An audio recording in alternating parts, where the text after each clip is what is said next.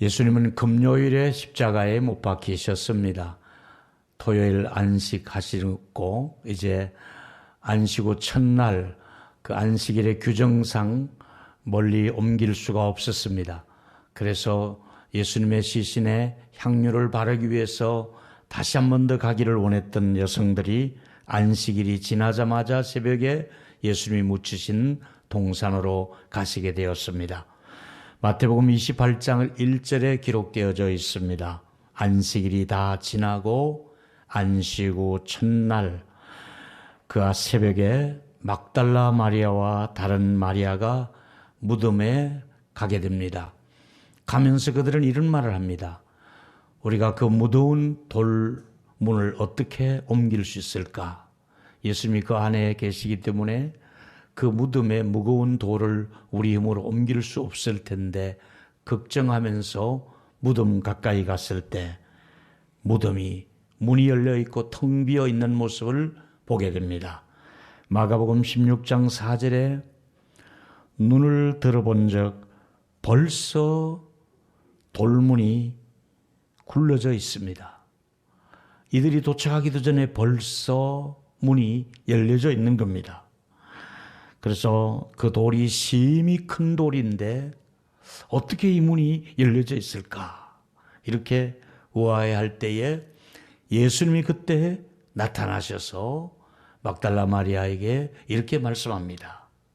예수께서 이르시되 어찌하여 여자여 어찌하여 울면서 누구를 찾느냐 이렇게 말씀하셨고 마리아가 그가 동산 관리하는 사람인 줄 알고 혹시 우리 선생님의 시신을 다른 곳으로 옮겼으면 말씀해 주시면 우리가 그곳으로 가겠습니다. 이렇게 말을 할 때에 예수님이 16절에 마리아야 자기 이름을 부르는 거예요. 동산 관리인은 자기 이름을 부를 리가 없잖아요. 그런데 그 익숙한 음성으로 마리아야 이렇게 부르시는 거예요. 마리아가 돌이켜 히브리 말로 라보니 이 말은 선생님 하고 이렇게 부르니까 예수께서 이르시되 나를 붙들지 말라. 반가워서 예수님에게 막 매달리려고 했던 것 같아요. 이제 네가 나를 붙들지 않아도 된다. 나는 항상 너와 함께 있고 너가 찾는 예수님이다. 이러면서 뭐라고 말씀하고 있습니까? 내 아버지께로 내가 이제 올라갈 것이다.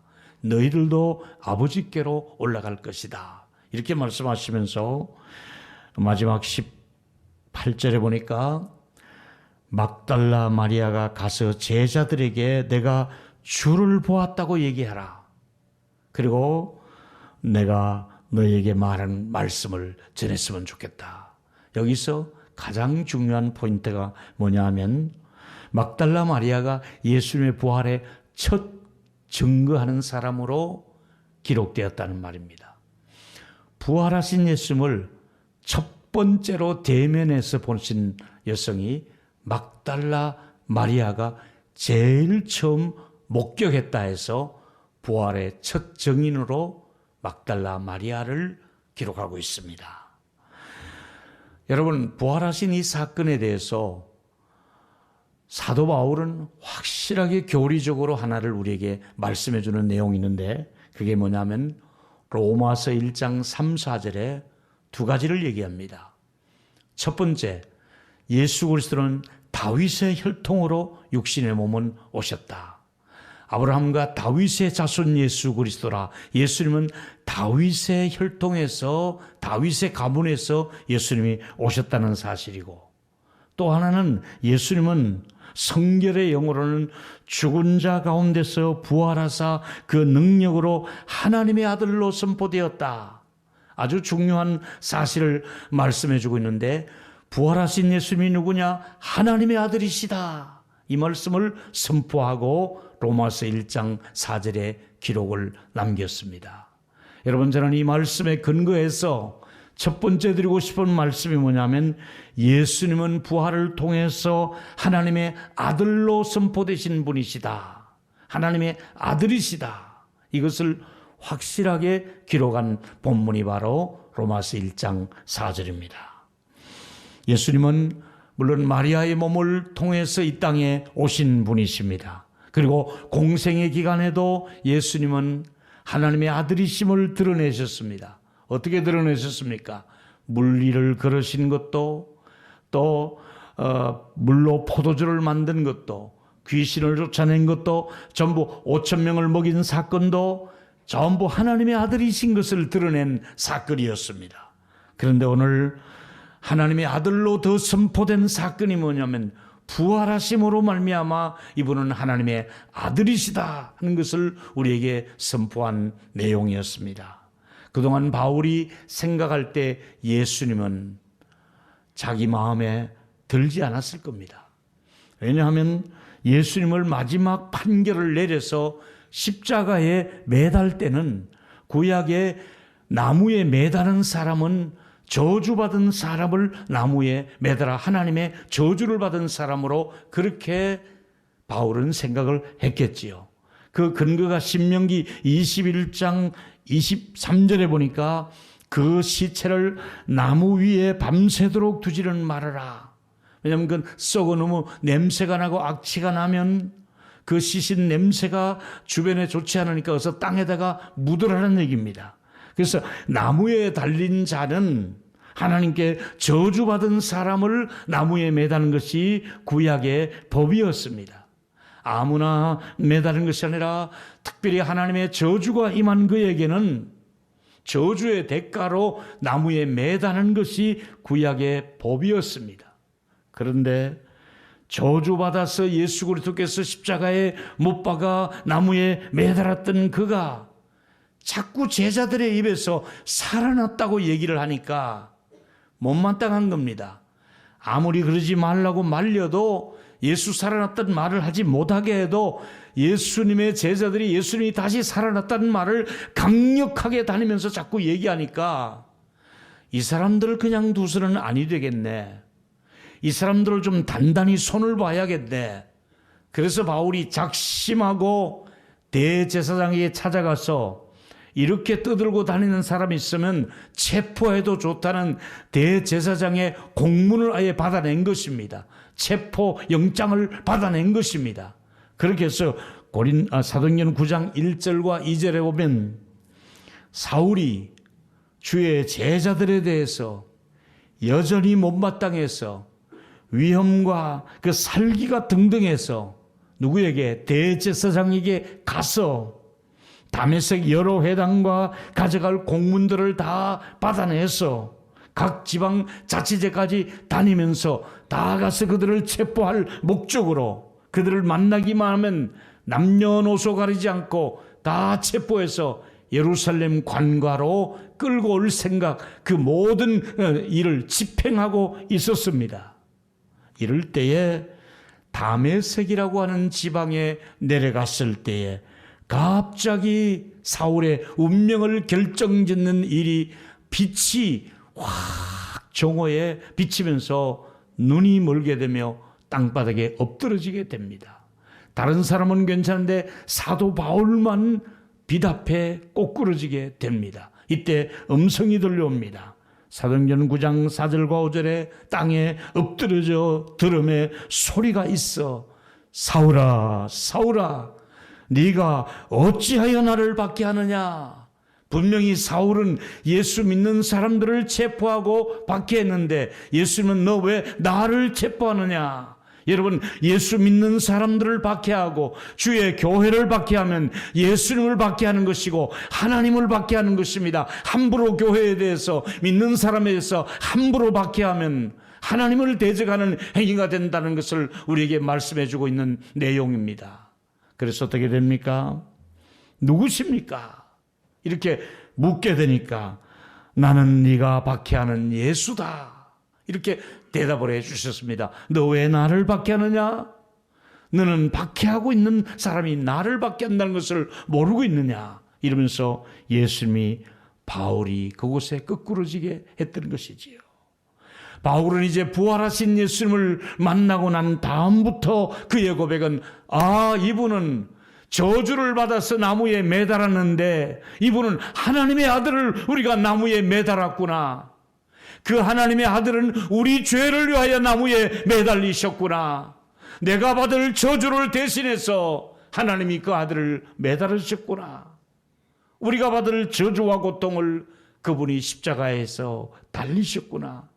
그분을 알고 보니 하나님의 아들이시구나. 성령의 빛이 바울 안에 비치면서 그의 마음속에 밝아지며 다시 생각이 정리된 것이 뭐냐? 저주받았던 저분이 저주가 나를 위한 저주였구나. 나를 살리기 위해서 그 고통을 받으셨구나. 저분은 하나님의 아들이시구나 하는 것을 바울이 성령을 통해서 깨닫게 되었습니다. 두 번째 말씀은 이 부활 사건은 죄와 죽음의 권세를 이긴 사건입니다. 그동안 아담 이후의 모든 사람은 죄를 지어서 마치 나뭇잎으로 자기의 그 부끄러운 모습을 가리고 있을 때에 예수님이 죄지은 아담을 대신해서 짐승을 죽여 피 흘리고 그 가죽 치마를 가죽 옷을 지어 입혀 주신 것처럼 누군가의 희생이 있었잖아요. 짐승이 죽음으로 아담의 수치를 가리워주는데 그건 원시복음이고, 다시 말하면 우리 모두는 죄의 영향력 아래 살고 있잖아요. 아담 이후의 모든 사람은 죄를 범하여서 하나님의 영광에 이를 수가 없어요. 의인은 없나니 하나도 없으며 모두가 죄인이라고 성경을 말하고 있지 않습니까? 그런데 예수 그리스도께서 오셔서 우리의 죄의 문제를 해결하시려고 십자가에 죽으시고 죄와 사망의 권세를 깨트리시고 부활하신 분이 예수님이시다 이 말입니다. 여러분, 예수는 교회의 머리가 되시잖아요. 우리는 그분의 몸에 붙어있는, 접촉되어 있는 지체라고 말씀하고 있지 않습니까? 그런데 부활하신 우리 예수님께서는 우리 모두가 예수님이 부활할 때 동시에 그 지체들이 함께 부활할 것을 말씀하며 고린도전서 12장 27절에 보니까 너희는 그리스도의 몸이요 지체의 각 부분이라. 여러분, 우리가 누굽니까? 예수 그리스도와 연결되어 있는, 예수 그리스도에게 속해 있는 예수와 연결된 지체들이라 이 말이지요. 그래서 저와 여러분, 고린도전서 15장 20절에 바울이 부활장을 이렇게 정리하면서 말씀했습니다. 그러나 이제 그리스도께서 죽은 자 가운데서 다시 살아나사 잠자는 자들의 첫 열매가 되었도다. 그동안 인류 역사는 죄로 말미암아 죽고 모두가 잠에 들어 있는데 이 잠자는 자들을 깨우기 위해서 첫 번째 열매로 예수님이 첫 번째로 영원한 생명을 주시려고 부활을 하셨다. 부활의 첫 열매 되신다. 이렇게 말씀하시면서 사망이 한 사람 때문에 아담 이후에 모든 사람이 죽음의 자리에서 나타나게 됐는데 아담 안에서 모든 사람이 죽은 것 같이 반대로 그리스도 안에서 모든 사람이 삶을 얻으리라.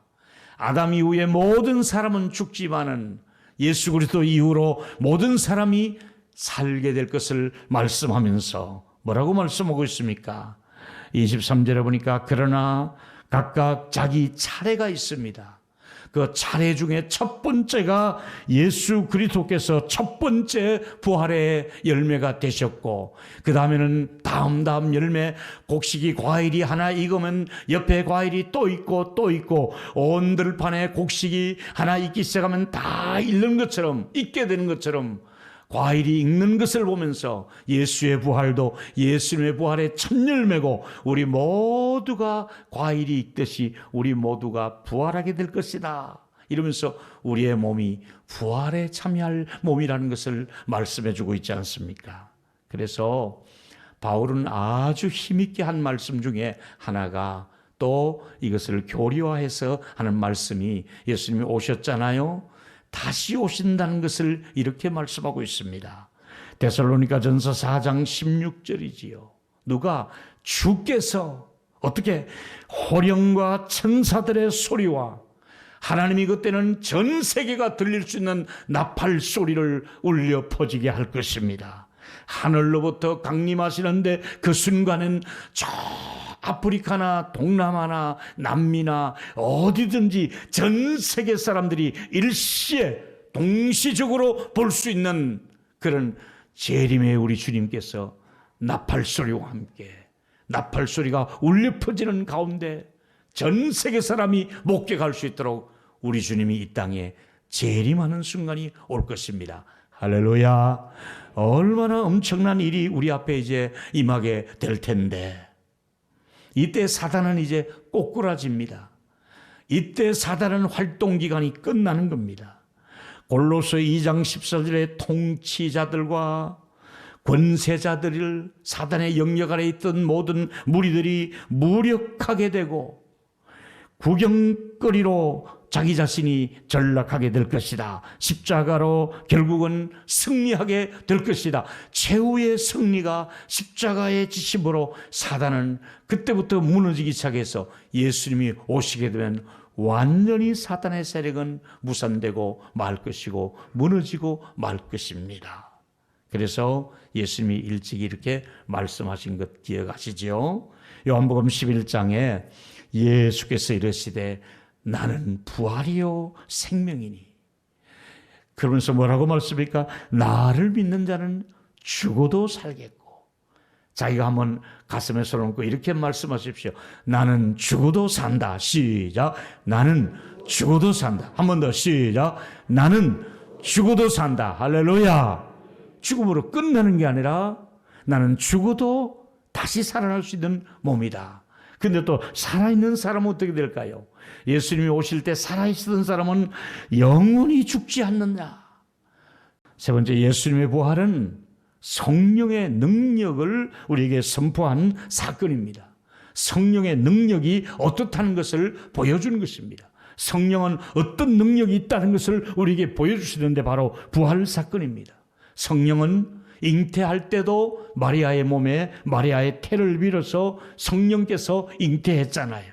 이것은 그 한 남자와 여자의 결합에 의해서 태어난 아기가 아니라 성령으로 태어났다고 마태복음 1장 18절에 성령으로 동거하기 전에 성령으로 그 몸에 이미 자리를 잡으신 것입니다. 그렇게 해서 이 땅에 태어나셨죠. 성령으로 사역을 하셨습니다. 물리를 걸으실 때도 성령의 능력으로 물리를 걸으셨습니다. 죽은 사람을 살릴 때도, 귀신을 쫓아낼 때도 성령의 능력으로 그 사역을 하셨습니다. 성령의 능력으로, 말씀으로 마귀를 이기셨습니다. 십자가에서 죽으셨다가 다시 살아난 사건도 성령의 능력이 이렇다는 것을 우리에게 보여주신 사건입니다. 여러분, 성령의 능력으로 하나님의 아들이심을 바울 사도의 마음에 감동을 주어서 기록을 남겼습니다.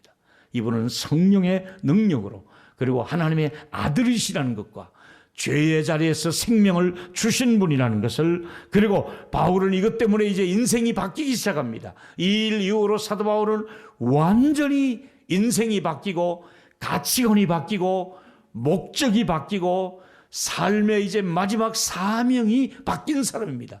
난 죽어도 이제 이 사명을 위해서는 나는 이 사명을 놓치지 않겠다. 살아도 주를 위해 살고 죽어도 주를 위해 죽으며 나는 주의 것이다. 나의 달려갈 길과 주 예수께 받은 사명을 나는 조금도 귀한 것으로 여기지 않겠다. 이러면서 바울의 인생이 이때부터 부활하신 예수님을 목격하고부터 바뀌기 시작하는 것이지요. 그래서 빌립보 3장 10절과 11절에 이렇게 기록했습니다.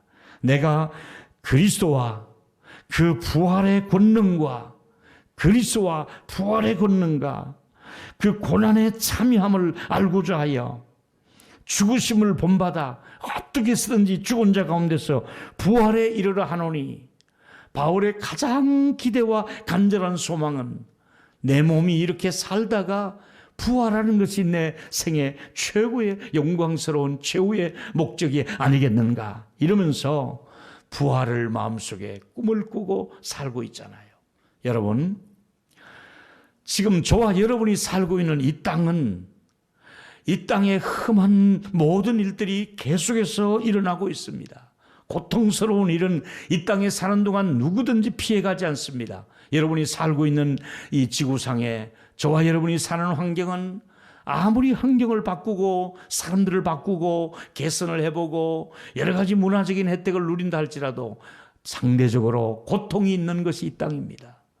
이 땅에 사는 동안은 여러분과 제가 고통을 피해갈 길이 없습니다. 아픔의 고통이 있고 상처의 고통이 있고 재정적인 어려움도 있고 건강도 모자라고 자식들에게 문제가 있고 관계가 불편하고 고통은 떠나지 않을 것입니다. 그러나 여러분, 부활하신 그 시점으로부터 모든 고통으로부터 자유를 누릴 것이고 큰 평안함을 누리면서 모든 고통이 사라지는 것이 바로 부활 이후의 생명이고 영화로운 몸이 될 것입니다. 저와 여러분, 이 부활절을 통해서 지금도 여러분 안에 있는 모든 고통이 사라지고 기쁨으로 바꾸어지는 변화가 있게 되기를 예수 이름으로 축원하겠습니다. 이 부활주일에 모든 고통이 나에게 영원한 생명을 주시고 이제 영원히 고통이 사라지는 날이 내게도 올 것이다. 이런 마음으로 부활주일에 우리는 주님의 몸된 교회를 위해서 고난에 동참할 것을 바울은 권면하고 있습니다. 골로새 1장 24절에 보니까 나는 이제 너희를 위하여 받는 괴로움을 기뻐한다. 내가 복음을 전하며 교회를 돌아보며 내가 하나님의 말씀을 전하는 일에 받는 괴로움이 있다면 핍박을 받더라도 나는 오히려 기뻐한다. 왜 그가 기뻐합니까?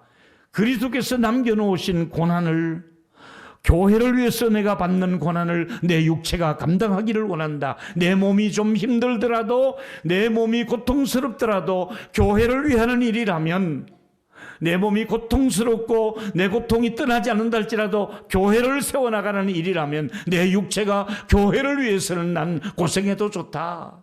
이렇게 고백하고 있지 않습니까? 여러분, 우리가 예수 믿고 교회 다니는 일이 아무 고통이 없는 거 아니에요. 오히려 요즘은 시대적으로 예수 믿는 사람들이 고통을 받는 시대가 오고 말았어요. 그런데 성경은 분명히 의를 위하여 핍박을 받는 자는 복이 있나니 제가 위로를 받을 것이며 상급이 큼이라고 말씀하고 있지 않습니까? 우리가 예수 믿으면서 당하는 고통과 어려움은 오히려 상급하고 연결되어 있습니다. 저와 여러분, 이 시대가 아무리 어렵고 힘든 일이 있다 할지라도 우리는 주님의 몸된 교회와 복음을 위해서는 고통받는 일에 영광스럽게 참여했어서 현재 고난은 장차 닥쳐올 영광과 좋게 비교할 수 없다 그랬으니까 현재는 고통을 당하더라도 이것이 상급하고 연결이 되기 때문에 나의 달려갈 길 끝까지 이 길을 달려가 최후에 내가 나를 위하여 의의 면류관이 예비되었고 나뿐만 아니라 주님을 기다리며 주의 십자가를 지고 간 모든 사람들에게 영광스러운 생명의 면류관을 주신다고 약속했으니까 여러분, 예수 믿고 어려운 고난이 오더라도 이 모든 것을 감수하며 십자가를 지고 앞으로 달려갈 길을 달려가는 사명자가 되시기를 주의 이름으로 축원하겠습니다. 예수님의 부활은 바로 나의 주가 되신다는 고백을 하고 있습니다. 이제 말씀을 이렇게 정리했습니다. 우리는 부활의 생명을 누릴 사람들입니다. 이 땅에 사는 동안에 우리는 좋은 일도 나쁜 일도 많이 경험했습니다마는 그러나 분명한 것은 마지막 때 부활을 통해서 영광스럽게 변화되어서 다시는 나쁜 일을 경험하지 않아도 되도록 완전히 우리를 변화시켜 주실 것입니다. 환경도 변할 것이고 다시는 그 속에 정말 어두운 것들과 악한 것들과 슬피 오는 일이 없을 정도로 아름다운 것으로 우리 몸과 마음이 변화될 것입니다. 오늘 이 부활주일에 세 가지가 마음속에 남아 있었으면 좋겠습니다. 첫 번째는 부활은 예수님이 하나님의 아들이시라고 선포된 것처럼 나도 하나님의 아들로서 부활의 영광에 참여하게 될 것이다. 두 번째, 예수님이 부활을 통해서 죄와 죽음의 권세를 이긴 것처럼 나도 하나님의 아들로서 죄와 죽음의 권세를 이기고 영원히 살 수 있게 되었다. 마지막 세 번째, 예수님의 부활은 성령의 능력으로 우리에게 보여주신 것처럼 나도 성령의 능력에 의해서 내 생명이 영원히 살아나 부활의 영광에 참여할 것을 믿으면서 바울이 고린도 전서 15장 52절에 하는 말씀, 나팔 소리가 이제 들려올 것입니다. 그때 죽은 자들이 썩지 아니할 몸으로 다시 살아날 것이고 그 중에 우리도 변화되리라. 오늘 이 자리에 계신 모든 분들과 또 방송으로 시청하는 모든 분들이 다 호련히 변화되어 하나님의 가족으로서 영원히 살게 되는 날이 올 줄 믿습니다.